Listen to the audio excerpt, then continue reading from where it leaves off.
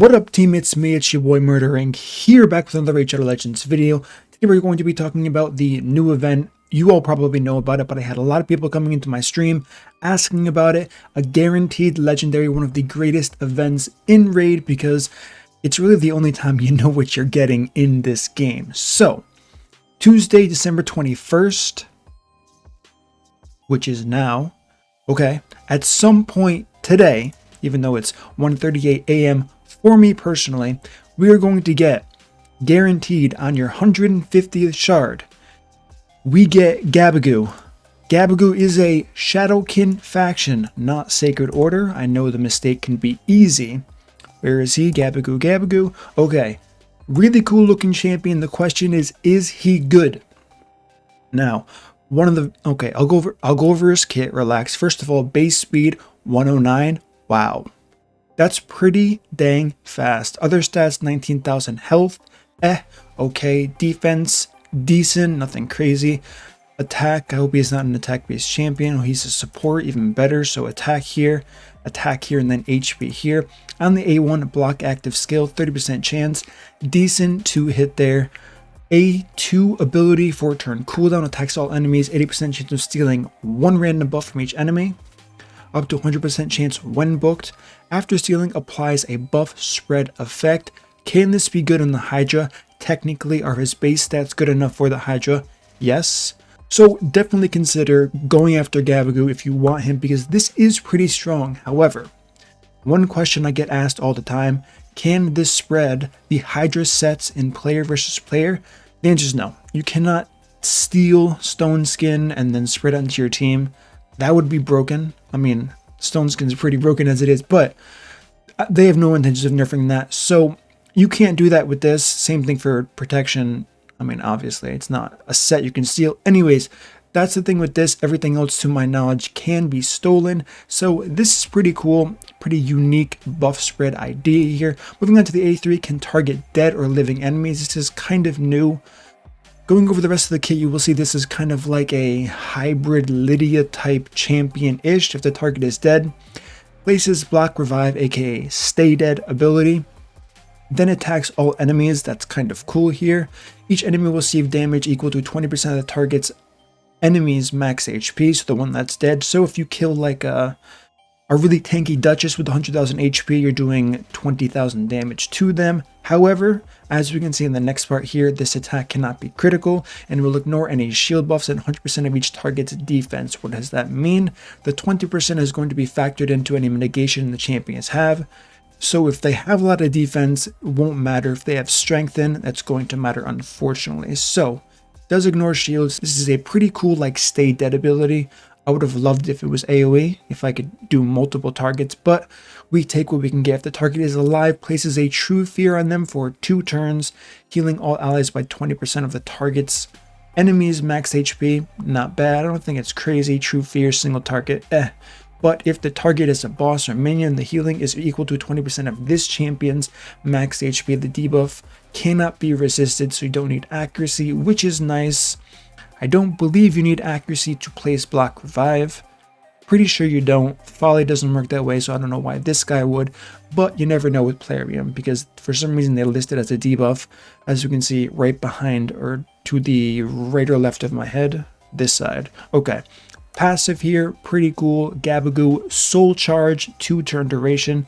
Can be booked to a 1-turn, revives 1 random ally with 30% HP and 30% turn meter each time an enemy is killed. So, like I said, kind of like a budget Lydia-ish, except instead of on a revive, it's on a kill. Hopefully you are killing your opponents, because we cannot heal them to death, in case people were curious. So overall, is he good? He's okay. I mean, he's not crazy, he's not terrible.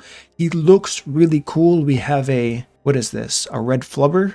No, I know what this is. This is a, there's a scientific word for what is in his hand right here, and that word is, one moment please. That word is this word. Amoeba. Did you catch that? Amoeba. Yes, amoeba. Amoeba. So he's holding an amoeba, Mr. Gabagoo here. He has 2 sets of teeth because he's flexing. Like I said, champion looks really cool. If you want to, if you have him, want to dupe of him, I hate to say it, but 150 shards, you can fill out one more section of that Faction Guardian bonus. Okay, nothing crazy. Like I said, base stats are good. Is he going to be a nuker? Probably not with 1,000 base attack, but look at someone like a Sinesha. She hits hard, but like I said, think about where you can progress into the game. Will this help you? I do really like this stealing one random buff thing. Unfortunately, it's not steal all buffs. That would be a little bit too broken, but maybe this would be cool for an epic kit and a legendary. If, I'm just saying what if. Legendary steals all buffs, then spreads on your team. Would be a bit broken, but once again, I think that would be cool. Now, really quickly talking about the Hydra, because that's what everyone's going to be talking about coming up. He has the survivability to be useful in the Hydra clan boss. He can steal the buffs. Now, this is a 4-turn cooldown. Let's do a quick book check here. 4, 7, 9, 10. 10 books. On the lower-ish side, I think 8 to 6 books is the low side. So maybe 10's on the medium side of books. Nothing crazy, but it is still an investment here. I'm not sure if this is an ascension skill. How would I know that? I wouldn't. I'm not sure if I'm going to personally be going for him, but I do believe most players are going to elect to skip him. He's not Lady Kimi, although his speed is very high. Always consider that if your early game don't have a fast champion.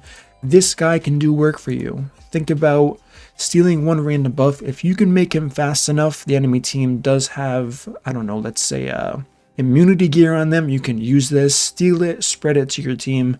Now your whole team is wearing immunity if they weren't already. So this can be good in very specific scenarios here. However, once again, if he doesn't seem useful to you, don't say, I'm going to do this, because keep in mind we have a 2x event. It should be ancient unless things change.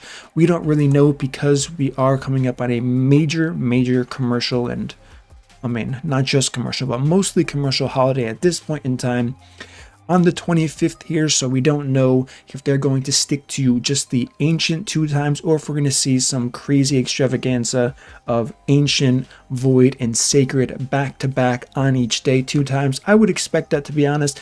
I could be wrong. Maybe they do something else special for Christmas, but that's what we do have. So this is kind of a, I wouldn't say a bait. It's during clan versus clan. So there is, I mean, I wouldn't say there's no reason to pull besides a guaranteed legendary. You can get points. Shards are very good points. No one really cares about clan versus clan, but if you do and you're looking for something to pull, this guy might be it if you don't care about the 2 times event, or if you're just a whale and don't care about anything at all. So that's going to be the TLDR about Gabagoo here. Why am I calling him Gabagoo? Don't ask. Okay, so this is him.